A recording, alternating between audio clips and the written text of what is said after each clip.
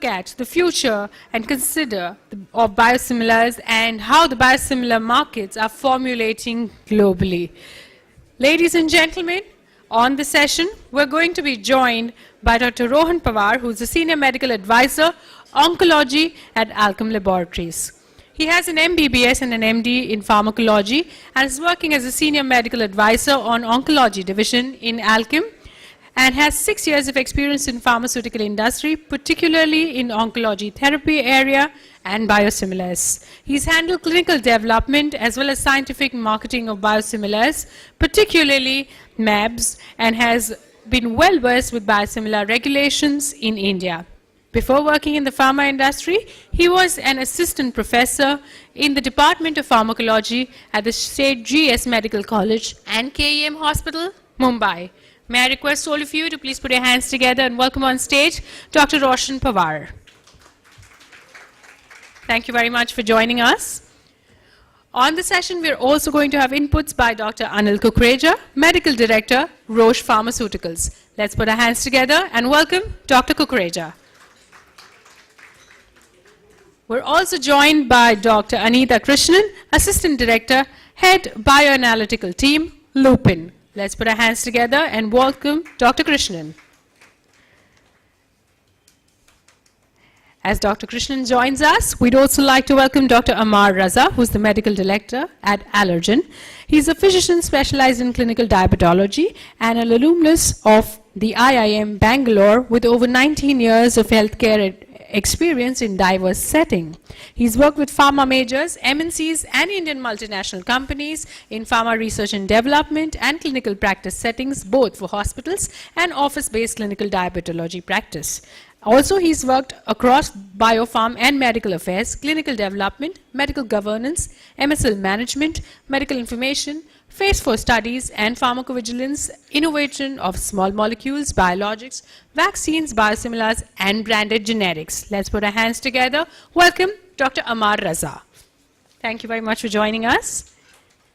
We're also joined by Dr. GIRISH, who is the Deputy General Manager at Reliance Life Sciences. In this role, he leads the purification process development team, which is primarily focused on process design, process optimization, troubleshooting of therapeutic biotechnology products, and currently is pursuing his doctoral studies from the School of Medicine, Deakin University, Australia, in protein formulations. He's also completed his master's in bioprocess technology from the Institute of Chemical Technology, Mumbai, and has a bachelor's in pharmacy from the MGVM Pharmacy College, University of Pune. He's also working as a visiting scholar at the ROSHAN Asia Pacific Research Center, Stanford. Let's put our hands together and welcome Dr. MASAND. Thank you very much. And to moderate the session, I'd like to invite on stage our chairperson this morning, Dr. PRANJAL BORDOLOI. Let's put our hands together and welcome Dr. BORDOLOI on stage once again. He's the Assistant Vice President, Medical Affairs and Pharmacovigilance at Veeda Clinical Research. Thank you very much for joining us. And on that note, over to you, Dr. BORDOLOI. Good morning, everyone, again. So thank you, Kansi, for putting such a and Verso Insight for putting such a wonderful panel. I think we have a good mix of regulatory clinical experts and R&D CMC experts as well. So what we'll do is we'll take up few topics and we'll discuss, we'll try to get it hear from the panelists. And then towards the end, we will open for discussion for taking up questions from the audience. So I would like to start with Dr. Anil sir, with you. So we have been seeing a lot of things that is moving a lot in last 16, 17 years, as I have said. Guidelines have come up starting from EMEA in 2005, and then Indian guidelines, and then finally US guidelines. So can you give a global perspective in terms of the regulatory scenario across the globe? Yeah. Thank you, Dr. Pranjal. And first of all, compliments to the organizers for having this kind of a scientific meeting. And thanks for inviting me. And it is an opportunity for me to share my perspectives. As a physician, as a doctor, when I joined the pharmaceutical industry, actually I joined with the aim and objective of having a more impact of my knowledge and expertise for patient across rather than treating few patients in my clinic. So my observations and comments on biosimilar guidelines and the regulatory framework is predominantly keeping patient at the center. So how do we all take care of patients and provide assurance to all the stakeholders that the biologic products which are coming in the market have the similar quality, I'm not saying same quality, similar quality, similar safety, and similar efficacy. And that assurance is a primary responsibility of each and everyone sitting in this hall, including me. Now, when I say predominantly, again, a conflict here, working as a medical director of Roche, Roche is predominantly into innovative biotherapeutics.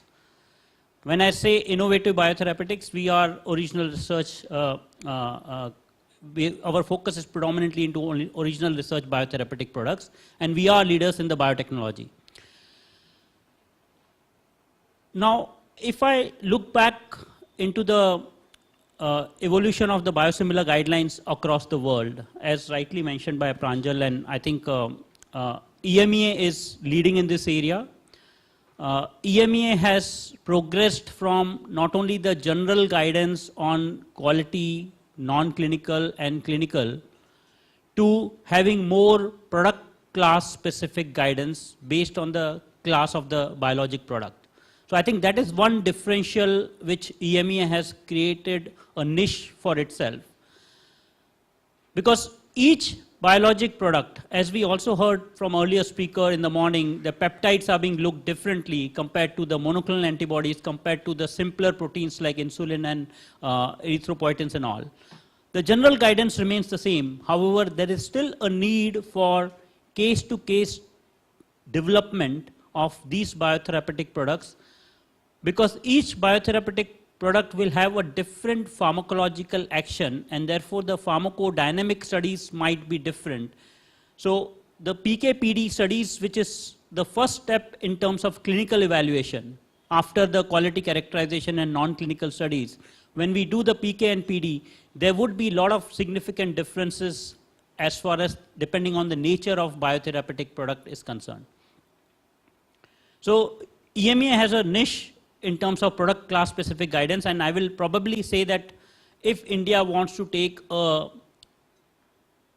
global player role, this is one of the way forward for us, because otherwise there will be a lot of biotherapeutic products would come in the market, but they would not be developed as per the class specific guidance. They would be developed on a case-to-case basis, which is perceived and approved by the regulators and the subject expert committee members. And there would not be any objectivity. So if we want to harmonize this, this is the way forward for us. I'm just putting the comment parallelly along with the Indian guidelines. Now, next comes is the WHO guidelines. If you look at the WHO guidelines, which were released in 2010, and the call was given to all the nations to have a nation-specific guidance and the country-specific guidance. One very good scientific perspective, if I look at the WHO guidelines, is the design of the study and the statistical perspectives based on the endpoint which is selected. Scientifically, they have given the option of equivalence study design for the phase 3 as the preferred one, because then you are proving the equivalence and similarity based on the phase 3 study.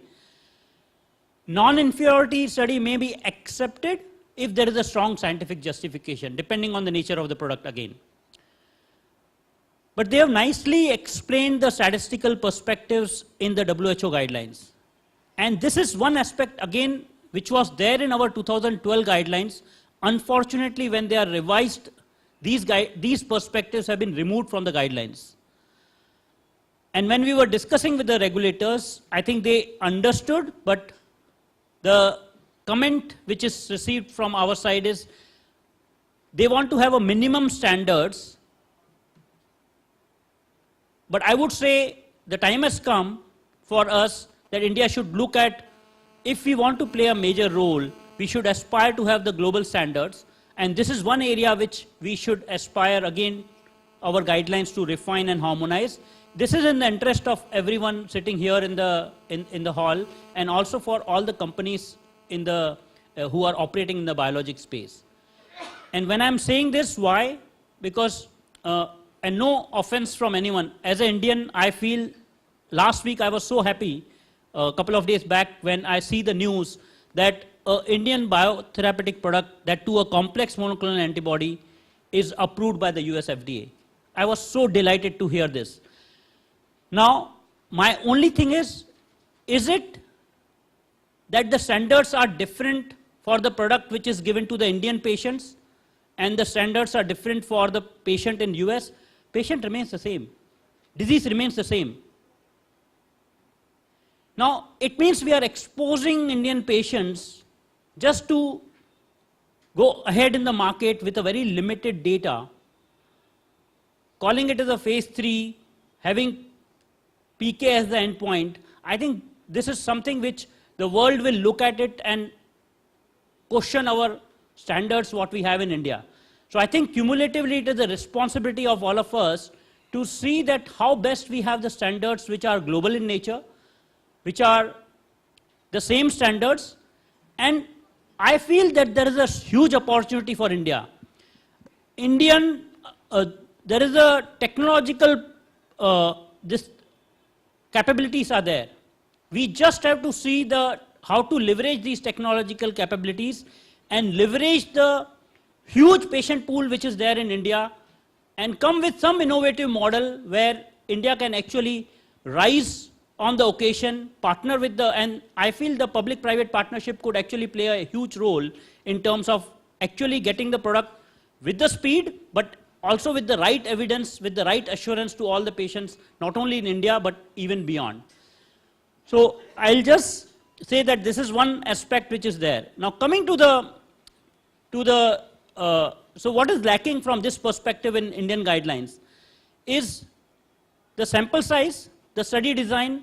There is a mention of those words, equivalence, non-inferiority, but then it is very vague. It requires little more clarity, because it gets mixed up with equivalence, non-inferiority, or comparability study.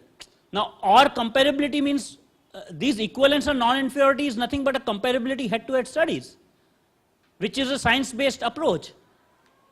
Now, when we add or comparability, then interpretation and review varies again from a product to product and from company to company, and there is no science-based approach, I would say. So this is one comment which I would have.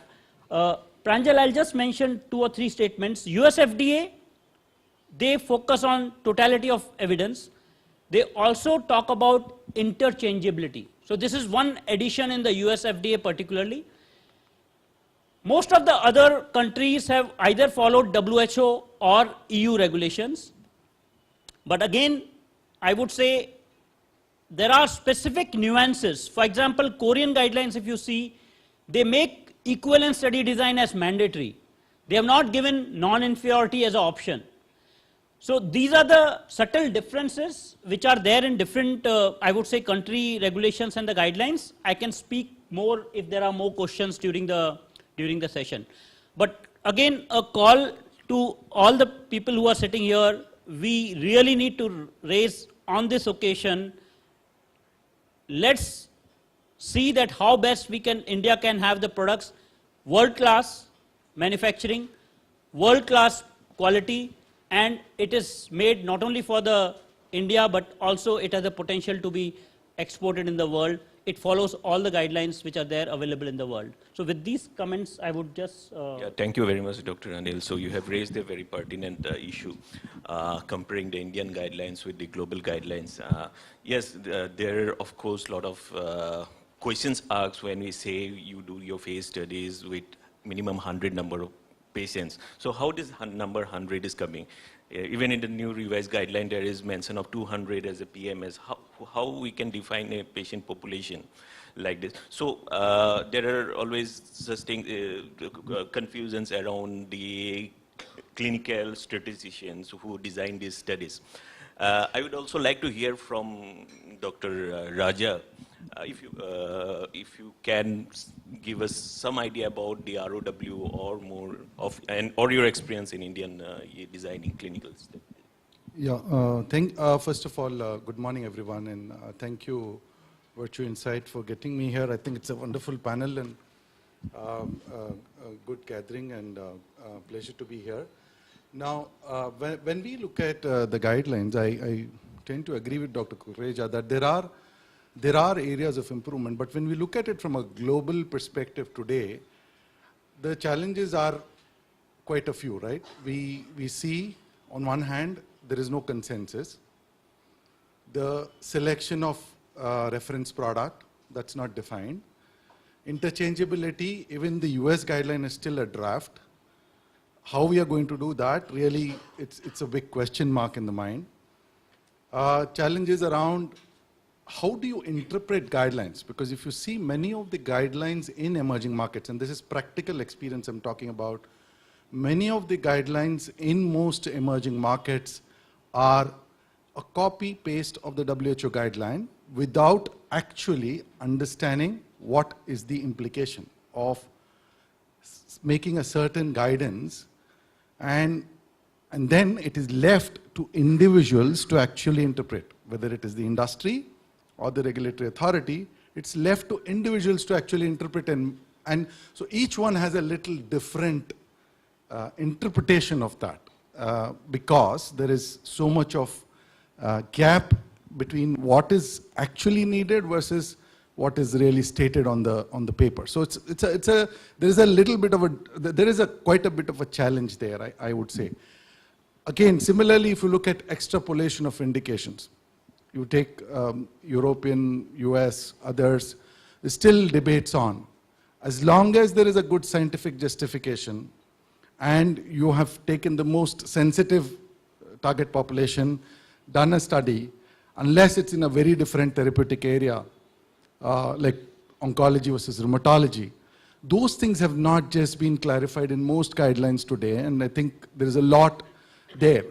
Now, coming to India per se, when we look at, I think we have come a long way, I believe, because from where we were in 2012, or if we look at 2007 when the first biosimilar was approved, they were actually, we could say, and I think it will not be unfair to make the statement that they were not biosimilars at that point of time. But today at least, we are getting onto a stage where we are saying, okay, these are biosimilar products, and this is a biosimilar to so-and-so, biosimilar to so-and-so kind of a situation, but there's a long way to go. We have yet not there. I agree with Dr. KUKREJA on that. Yeah, so I think Dr. ROSHAN wants to add something there. Yeah, about sample size being kept fixed at 100 patients in a test arm. To defend that, I think no trial before these guidelines had 100 patients in the test arm actually. So I think that would be rather, it will be better for to get a better product. At least the 100 patient will be at least supposed to get those that test product, and will get more data about the test product than a reference biologic.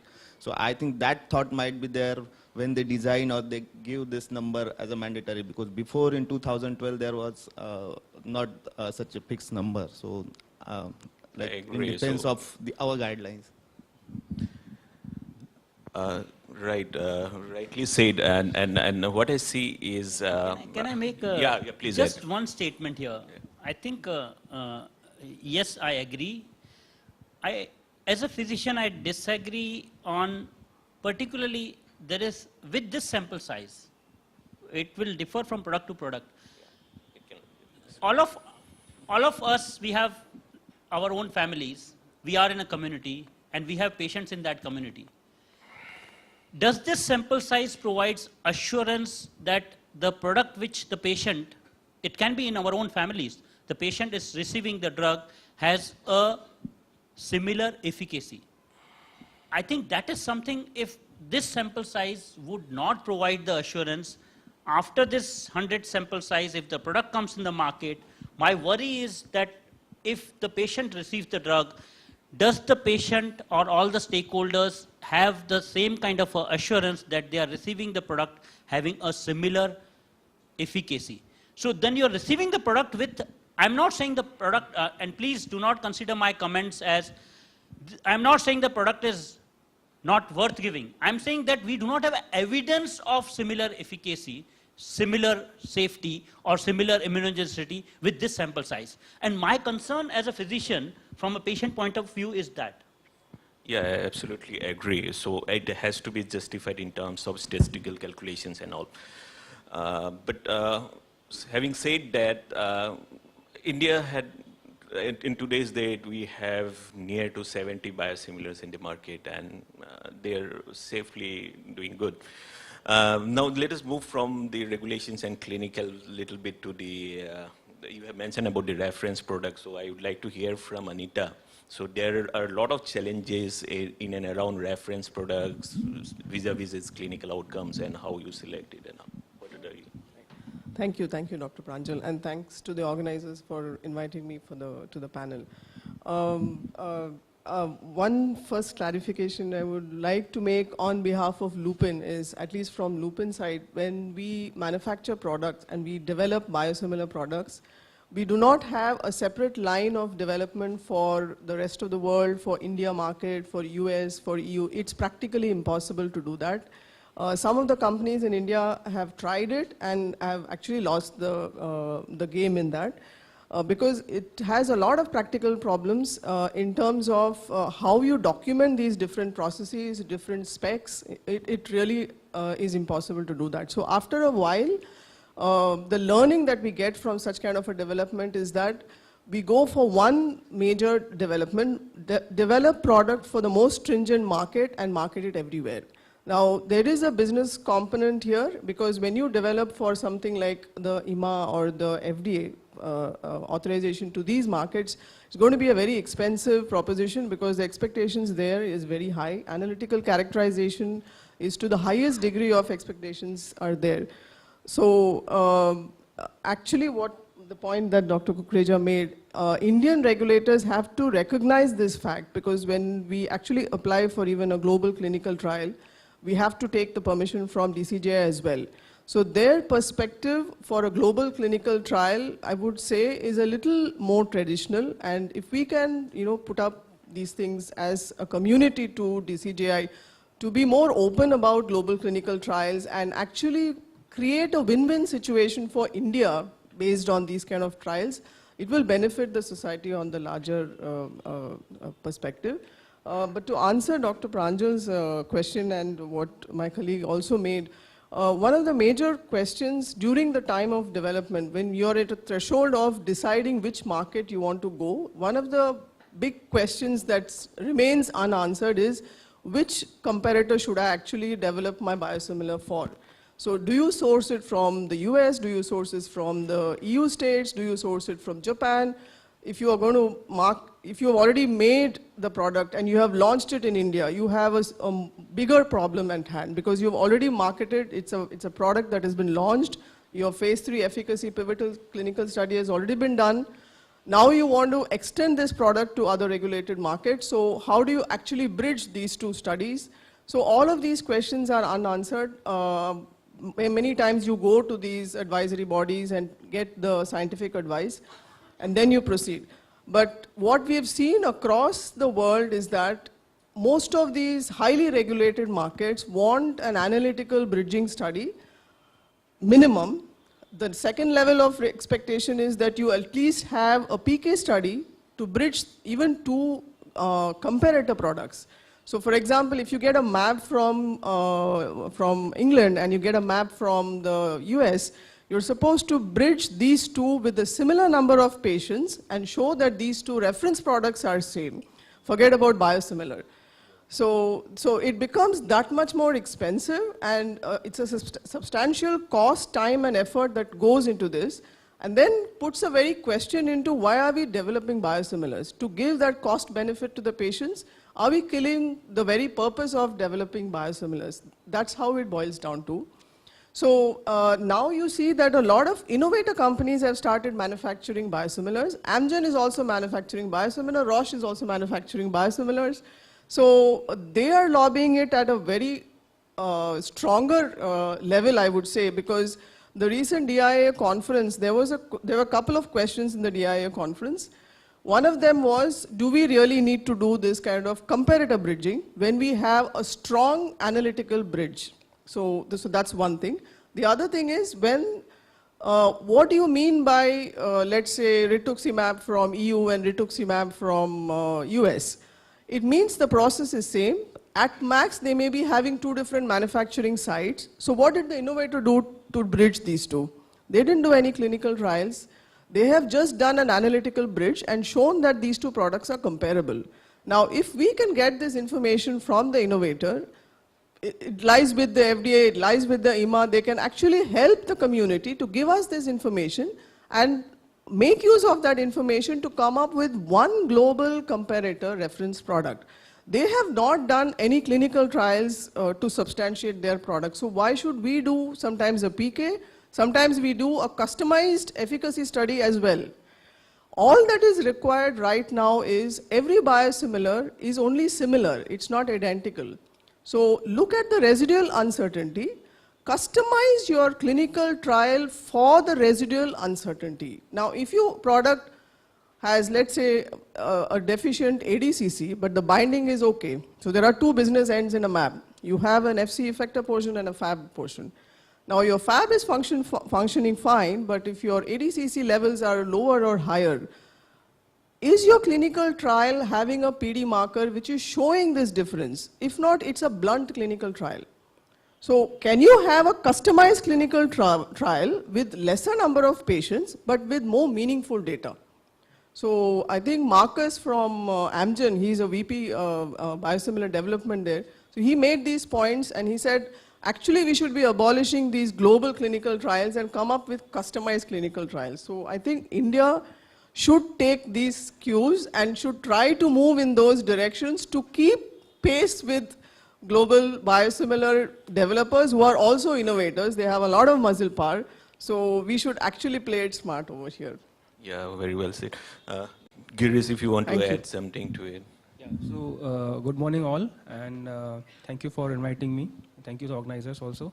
One point I would like to add here is that, which maybe just got missed out, was that phase 4 studies. We should have strong phase 4 studies after we do clinical trials.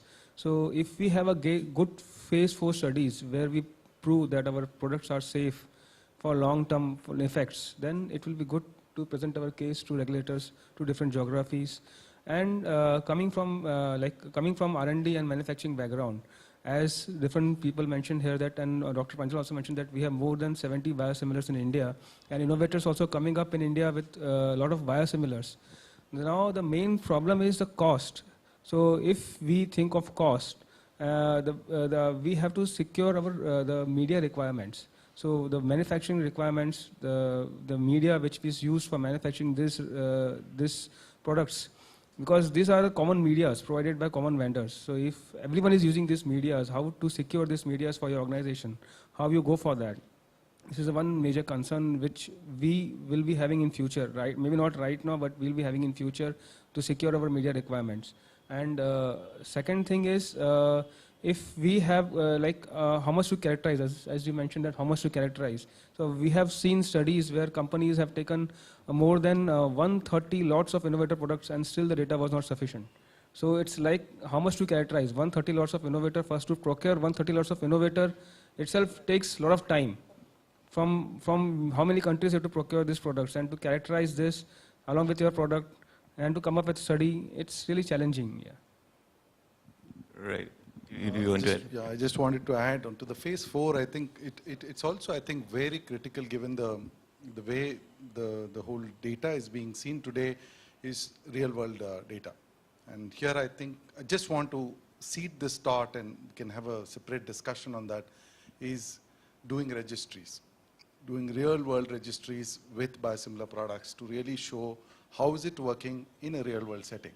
And believe me, there is a company I was associated with in the past was running 2 large registries. And I think that will be critical as well, because that will give a lot of safety data, which is the assurance that Dr. KUKREJA was talking about, and also in some amount of efficacy data. And in a real-world setting, not in a controlled setting. So exposure is to a wider, real-life patient. Yeah. Yeah, I think Dr. Roshi. And also, I think in the recent guidelines, they have clearly mentioned that when you present the data of your phase 3 study, you have to present the protocol for the post-marketing service. So I think that will also help this to get data. Number. Yeah, and they have fixed the number at 200. Yeah, minimum 200, total of 300, 200 in phase 4. Right.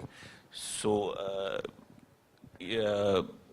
Dr. Roshan or Dr. Rajak, if you can little more elaborate on some of the challenges of clinical trial designing, or how it works in India, Dr. Roshan, if you So yeah, as Dr. Anil said initially, we can have 2 types of design, either equivalence design or non-inferiority, and I think both have their advantages and disadvantages. Like equivalence will require more number of patients, and but WHO guidelines have clearly said that if equivalence design is there, then the extrapolation of indication is easier, and if there is a non-inferiority design, then it will become, it will have to need a strong scientific justification. So, and Indian guidelines say, they have made a plain statement that you can use any of the design. So, depending upon the feasibility and the data available, the companies can have any design, whether equivalence or non-inferiority. That's one thing which need more focus, I think, because there is also one thing that I could see in India is the ratio they're using in phase 3 studies. It ranges from and Dr. Anil is laughing there.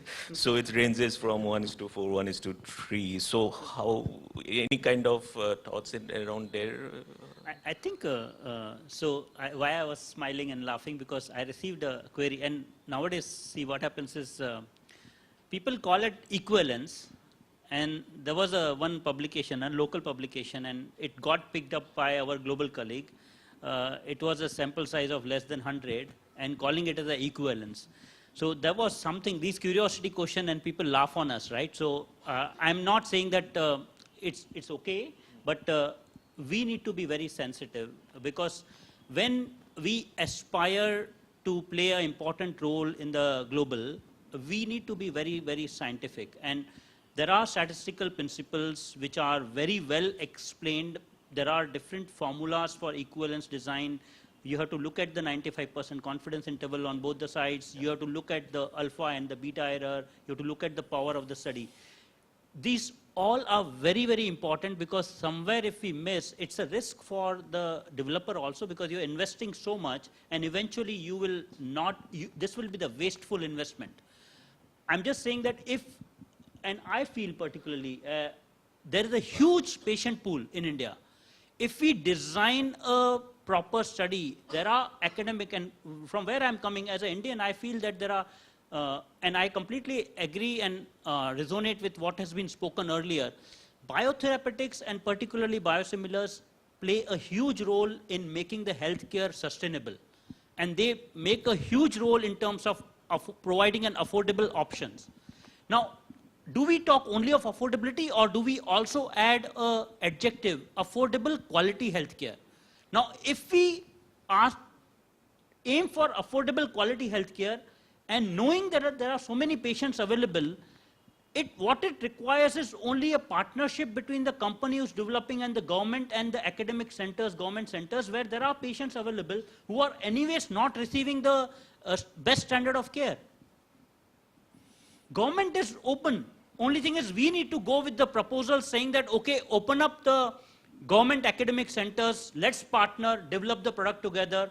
We develop the product with the evidence which is world class.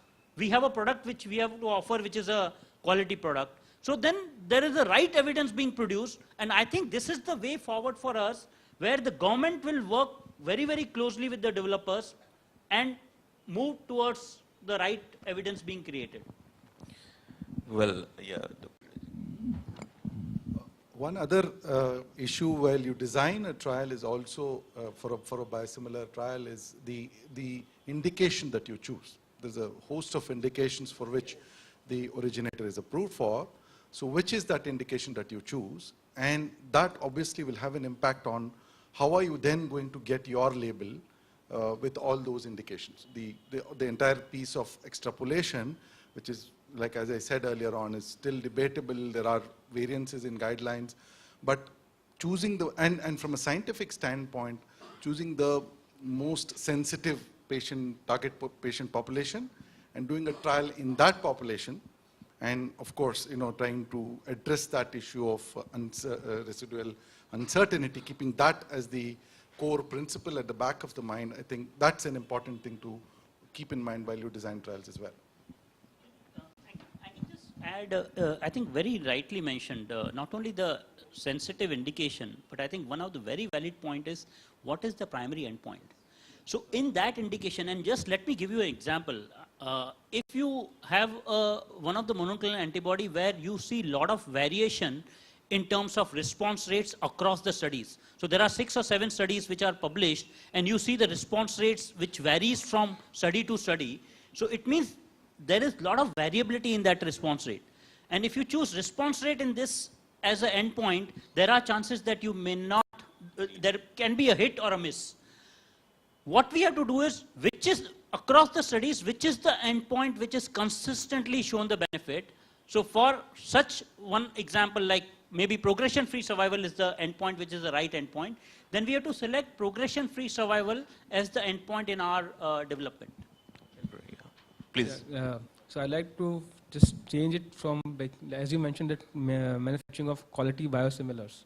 So quality biosimilars, now we have, as biosimilars numbers are increasing, so it is very difficult and very challenging for companies to manufacture this, because each batch takes around 60 days for manufacturing.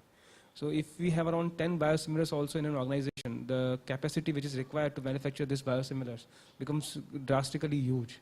So to use of new technologies like disposables will greatly help in this aspect. And also we should have a multi-product facility where we can have this product manufactured in campaign basis.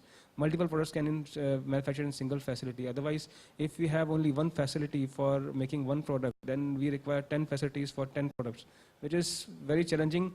If we want to have cost being reduced for biosimilars, all this have to be in mind. We have to have multiple facilities and to use new. That many times we look at product quality, we use really advanced characterization techniques to look at differences in the product.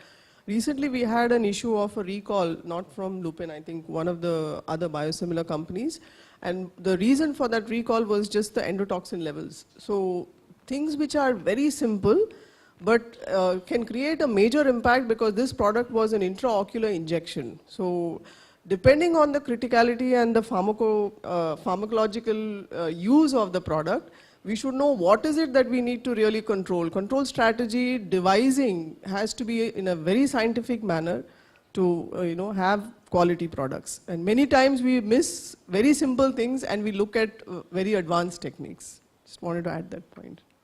Yeah, if anyone has to add, otherwise we will open it for, yeah. So I have one question to all of here. Yeah, like how preclinical studies can bridge clinical studies? How much preclinical studies advancement we can do to bridge clinical studies?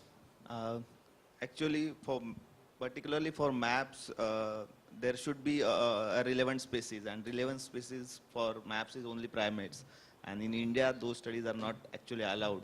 So I'm not sure how much preclinical studies can bridge the study. Rather than that, the in vitro bioassay studies are more sensitive than to do a preclinical study in a rodent, or which is a species which is not related to human, means not exactly related to human. So that's the thing if you consider only India perspective.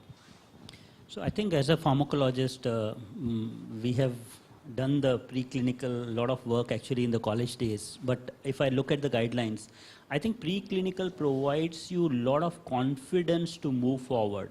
non-clinical, particularly in vitro, as much as we do, and also non-clinical toxicity studies and PK/PD will provide lot of confidence to move forward. And I think that forms the basis for you to move, because clinical is very expensive proposition.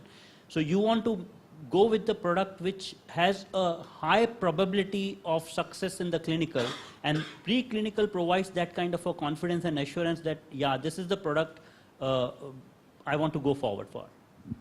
And it gives a good information on the toxicity of this product.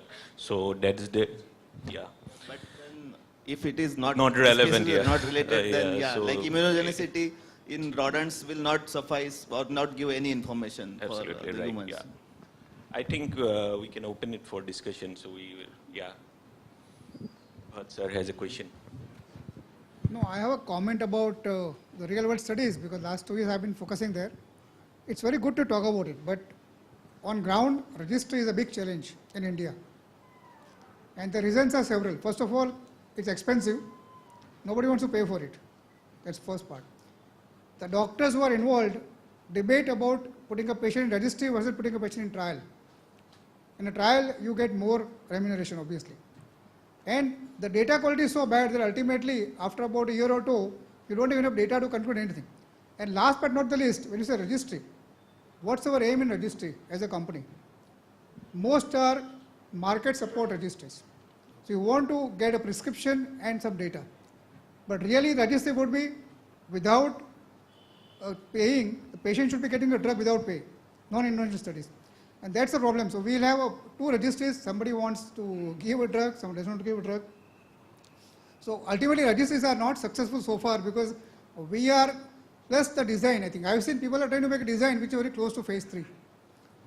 The registry should be more close to practical, clinical requirement, not phase 3. So RW is a very great thing, but we should learn from the world to do it in a good way. Otherwise, we'll again come with only market support studies with some 6-month, 8-month data. And like Anil talked about, no, a bioequivalent study of some 60, 70 patients, and we say we are great.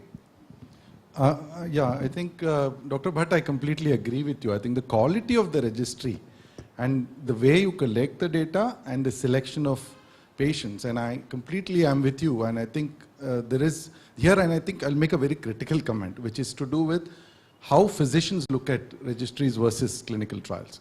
There is a big challenge there. There's a big challenge because there's not so much of an incentive there to put the patient on a registry, and that really makes it very challenging to recruit. So I distinctly remember we had huge recruitment challenges, but where I was coming from is that data can be extremely valuable if it is done well in the right patient population, and if it is done well, if you can get the right amount of data, and I think the more attempts we make, I also believe it will kind of at least change the thinking on the other side, because one of the thing is that it should not be at any point in time to increase prescriptions. If that's the objective of the registry, then we are killing it at the outset, actually. So I don't think it's to get there, honestly. Yeah. So I think I just want to provide further comments and an example, actually. I think the best way for the registry is to go with the disease registry and look at the outcome data. So if we, and I have an example there, I was traveling with one of the key therapeutic area expert, and he shared with me his software which he is developing, and the key therapeutic area experts has got trained in Canada. So there the epidemiology is very, very strong. As we know, Canada has a very high, I would say, awareness and high practical implementation of the registries. He shared with us the software data, and I felt it was very complex, and I told him that, sir, if you want to really make use of it, please make it simple and make it a tumor specific, so that we are able to do a prospective data collection and a retrospective data collection. Just happy to inform that there was no publication in India for lymphoma. It was only institution specific publications. But today there is one publication where 14 institutes have come together, and there is a 3,000 patients data, and they have shown for the first time there is an evidence that rituximab in India also, of course we knew, because that's why the doctors were using it, rituximab in India also has the similar outcomes like in the West. So I think practically I would say from a product specific, the biggest challenge of registry which I feel is of course safety reporting can be done on a product, but biggest use is I don't know how to use this for a regulatory purpose.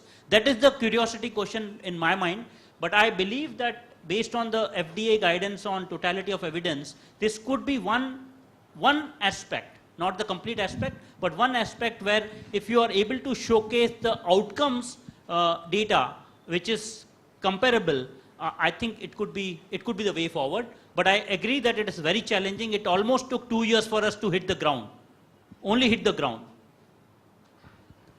Yeah, I think from a regulatory standpoint, that will most likely no regulator will actually accept that registry data.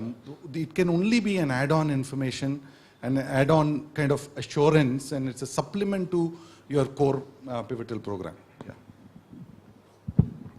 Do you have any comments or questions? Yeah. One in the back.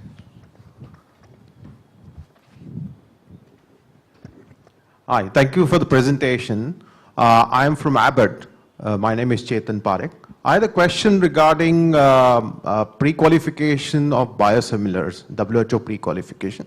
And the second question was on stem cells route of approvals. How does it look into India? Thank you.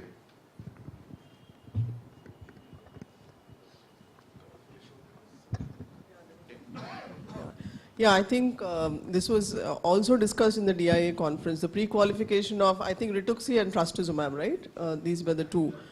Yeah, so they wanted to basically qualify. It's very similar to what organizations like USP, they do. They come up with methods. All of these measures are to bring in some quality to the products. I'm not sure how successful this will be and how much it will be, it really depends on what's the regulator's perspective on it, how much they accept even the WHO standards. To give you a perspective, there are NIBSE standards which are available, which are actually qualified with global, almost about 30 to 40 labs participating in a bioassay qualification, so that there can be units assigned to such kind of standards. But when we practically use those standards, we do see some differences, and the regulator wants you to show a bridge to these international standards, but do not want to use them as your comparator. So the biosimilarity testing is a completely different aspect as compared to the international standards. Biosimilarity testing goes with what the medical colleagues have just put up. It's a similar thing. It's an equivalence testing. You need to have statistically significant number of lots of reference products, and you have to match the average of the means within a particular level with some amount of basic amount of statistical power. So in this scenario, the international standard or the pre-qualified standard may not stand this kind of showing biosimilarity. So this was also debated in this conference. Most of these conferences are 50% actually sponsored by FDA and EMEA and such kind of bodies itself, just to know the perspectives, also to invite fresh thought processes. The recent biosimilar guideline by US FDA was also opposed. In fact, the whole ethos of equivalence testing itself was opposed, because it's not the same lots that are used in clinical trial. You use different lots in the clinical trial, and you're showing different lots here. And within innovator product itself, people show there is a migration of means, there is a shifting of means. So this has also been shown, and this has been published as well. Not on all attributes, there are certain critical quality attributes in which this has been published. So we are very close, there's no doubt about it, but making it highly stringent and making it too close has its own statistical problems as well. So there is a lot of debates and arguments on this, so I'm not sure how we will be proceeding. A lot of thought processes coming from the innovator companies itself, so we have to just wait and watch, I suppose. Just to add, I think the WHO pre-qualification again is stemming from because trastuzumab and rituximab are essential drugs, even in the WHO list of essential medicines. And there are countries where there are excess hurdles. And I think just like vaccines are being supplied by the WHO to most of these countries, I think the objective is starting from that. So it is a pre-qualification, as I agree that it's more of a at least acceptable quality standards as per the WHO guidance is what they will probably be looking at. I think we have to wait and watch that how this process goes for the complex monoclonal antibodies like trastuzumab and rituximab. About stem cell, unfortunately, I don't have much idea about the pathway. Yeah, basically what I was trying to understand from a WHO PQ guidelines is about the interchangeability. So basically when WHO does something, they're wanting to buy and distribute to countries globally, and this could be a challenge in terms of interchangeability. So maybe do we have any way forward suggestions for implementation which could be more effective for our region in specific and global standards? Because everybody is following their own standards, everybody is doing something which is good for them. Are we looking at ourselves?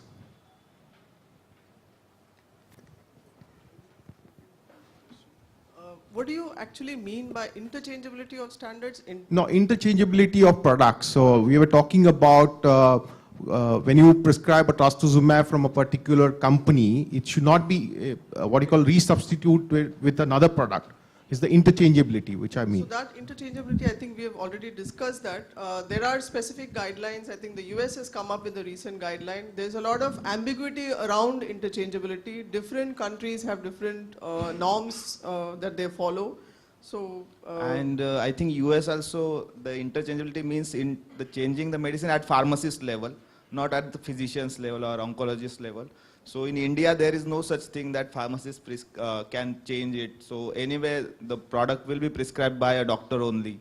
So maybe we don't have that kind of generic prescription directly by pharmacists. So till then, this interchangeability. It's easier in India. Yeah. It's easier in India. In FDA, it actually goes with the protocol. Unless you submit a protocol which is approved for interchangeability, you will not be able to claim interchangeability status. So my question is more in terms of whether there could be any issues in terms of interchangeability. It's like in India, you have the branded product, you have the generic product, and they may not be similar, even though one claims to be similar. And we are talking about the biosimilar, basically.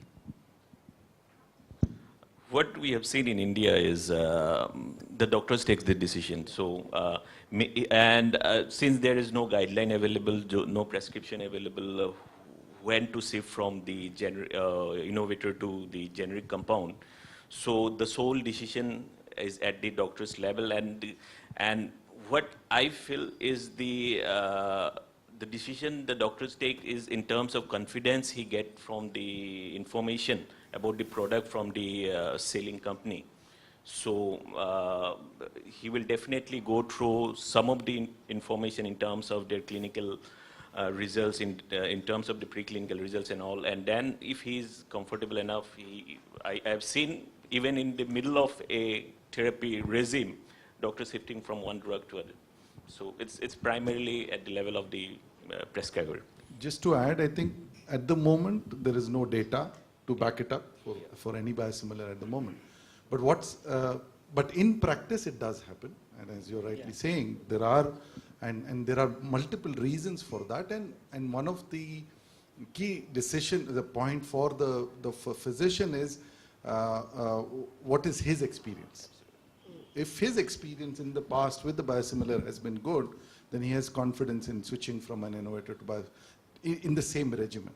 Yeah, but if you ask, I was answering this question. I remember somebody in the DCGI office asked me this question, and I said, if you want a honest answer, there is no data at the moment. Unless the switch study data is available, there is there is one ongoing, I know, in Norway, and unless that kind of data comes, it will be hard really to say this is interchangeable, this is not interchangeable, and that's the position of the US FDA as well. So I think I just add to this, and referring to the question, I think question is more about the WHO guidance and interchangeability as one of the requirement, right? So that they can, with assurance, supply to many of the countries where access hurdles are there. Scientifically, I agree. What we just saw that basically the gold standard of interchangeability is that we have a data from a randomized controlled switchability study. That is the gold standard. Now, in absence of that, particularly in our, I would say, region, real world evidence can still play an important role, but provided we have a very clean data, longitudinal follow-up on a reasonably very good population, because, and it is happening actually in the market.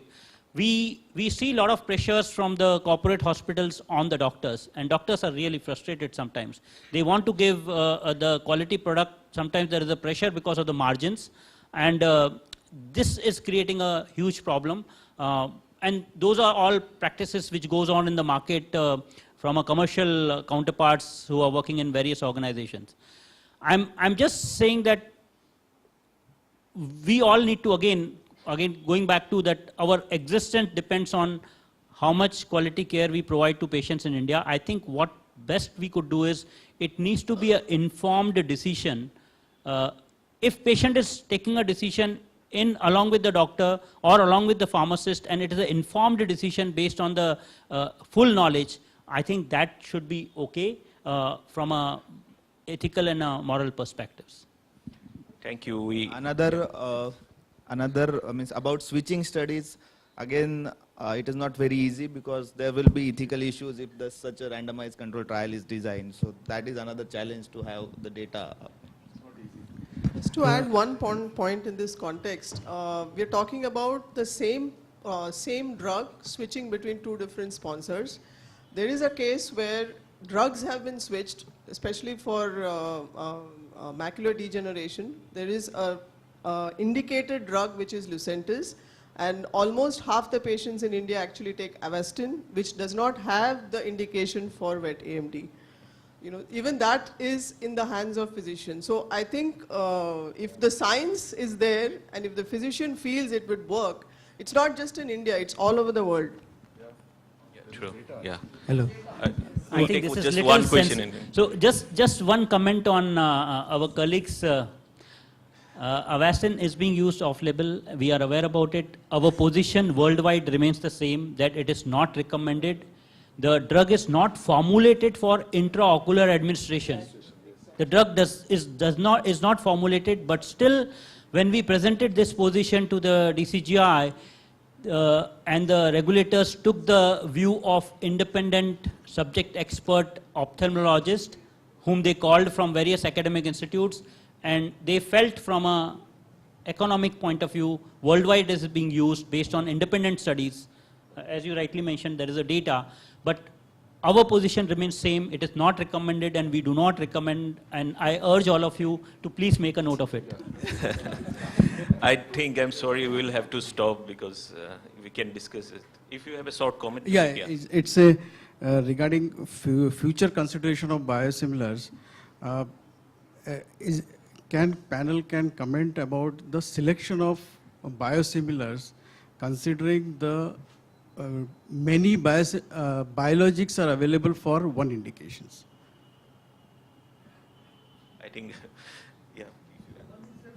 It will be mostly, see, if I have a patient, it would be at the hands of the prescriber. If I have a patient with breast cancer, metastatic breast cancer, stage 3, so I have 3-4 options based on the.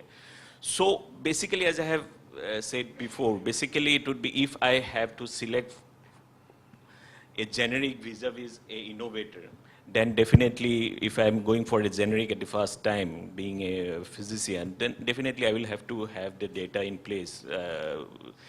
The clinical trial information and all those. And if I am confident enough as a physician, definitely in terms of being cost effective, so the doctor will prefer the cost effective option. That's how it goes. Yeah, I am coming from a development perspective where the biosimilar we are developing, and I am working in a CRO, and where I am working for rheumatoid arthritis for around 8 molecules, which are new, which are coming up. And those are very small biotech companies, they are also developing, and their product is also very efficacious. So in those terms, in future, the sales will be diverted. So this is a future decision for biosimilar development we need to take up, I think. Yeah, so just to briefly answer your question, the future, what we think will be for this checkpoint inhibitors, we have which are given for all cancers, the common drugs, immunotherapies. So if the companies focus on these kind of molecules which are given to broad varieties of indications, then they will be in better position. Otherwise, if we just make me too molecules, then it will be difficult. Yeah. Just to add a point over here, there are already 2 VEGF inhibitors, the Lucentis and Avastin, and when the third one came, which is a VEGF trap, aflibercept, actually the innovator conducted a comparative clinical trial to show its efficacy so that the doctor can make a right choice. So if you want to market your product and if you have come up with innovative science, I think it's worth it to spend it on such kind of meaningful clinical trials. Thank you. Okay, thank you very much. I think we will end here. Thank you very much for that engaging and insightful session that all of us have just had. And with that, I'm very quickly going to ask our moderator and chairperson for the day to please hand over mementos to each one of our panelists for their inputs to the session. Ladies and gentlemen, we request you to join in with a round of applause.